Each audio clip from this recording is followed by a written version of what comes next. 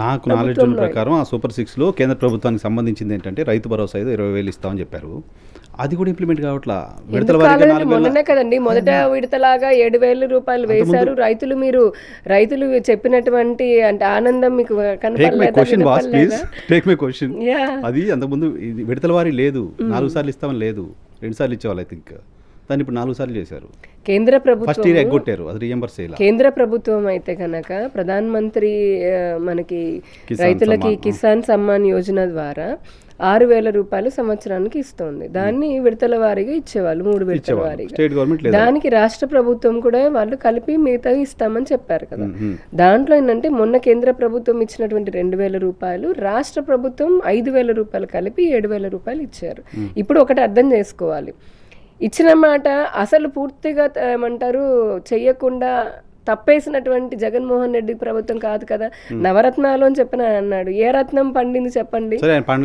అందుకనే సో మేము అలా కాదు, మేమేంటంటే రాష్ట్ర ఆర్థిక పరిస్థితిని ఆయన 5 సంవత్సరాల్లో చేసినటువంటి అన్నదాత సుఖీభావ ఫస్ట్ ఇయర్ అంటే మొత్తం ఐడెంటిఫై చేసుకోవాలండి, రీసోర్సెస్ చూసుకోవాలి కదా. రీసోర్సెస్ చూసుకోవాలి కదా, ఎందుకు చేయకూడదు? ఇప్పుడు వాళ్ళకి కేంద్ర ప్రభుత్వం ఇచ్చినటువంటి సాయం ఉంది, ఇప్పుడు ఎక్కడ పోయింది?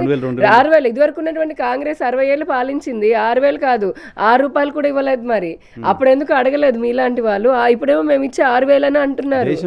ఒక ఆరుగంట రైతులకి అదే చాలా ఎక్కువ. రాష్ట్రం మొన్న జగన్మోహన్ రెడ్డి ఈ రాష్ట్రాన్ని వదిలి వెళ్ళేటప్పటికి, ప్రజలు పంపించేటప్పటికి, అతన్ని అధికారం నుంచి దూరం చేసేటప్పటికి రాష్ట్రంలో గ్రామ స్థాయి నుంచి అటు ముఖ్యమంత్రి కార్యాలయం వరకు కూడా అంటే ప్రతి ఒక్క డిపార్ట్మెంట్లో కూడా వ్యవస్థీకృతమైనటువంటి కరప్షన్ జరిగింది. దాన్ని మా ప్రభుత్వం రాగానే ముందు ఒక అంచనాకు రావాలి కదండి. అంచనాకు వచ్చిన తర్వాత వెంటనే మనకి ఇన్కమ్ రిసోర్సెస్ కూడా ఉండాలి, ఫైనాన్షియల్ రిసోర్సెస్. ఒక పక్క దీన్ని అంచనా వేస్తే ఇంకొక పక్క దాన్ని పెంచుకుంటూ, ఇంకో పక్క సంక్షేమానికి మేము ఇచ్చినటువంటి మాట తప్పకుండా ఒక రోజు అటు ఇటు అయిందేమో, కానీ ఇప్పుడు జగన్మోహన్ రెడ్డి 5 సంవత్సరాల చేయనటువంటిది కూడా ఉన్నాయి. అలా చూసుకుంటే మీరు నవరత్నాలు ఒక్కొక్కటి చదవండి. ఆంధ్రప్రదేశ్ లో కూటమి సర్కార్ జనం ఓట్లేశారు, మేము నిలబెట్టుకుంటామండి. కాదు, ప్రజలు హ్యాపీగా ఉన్నారు, ప్రజలు అర్థం చేసుకున్నారు, ప్రజలు రాష్ట్ర ఆర్థిక పరిస్థితి ఏమిటి, ఎటువంటి పరిస్థితిలో ఉన్నారని ప్రజలు అర్థం చేసుకున్నారు. కాబట్టి మీరే వాళ్ళని రెచ్చగొడుతున్నారు.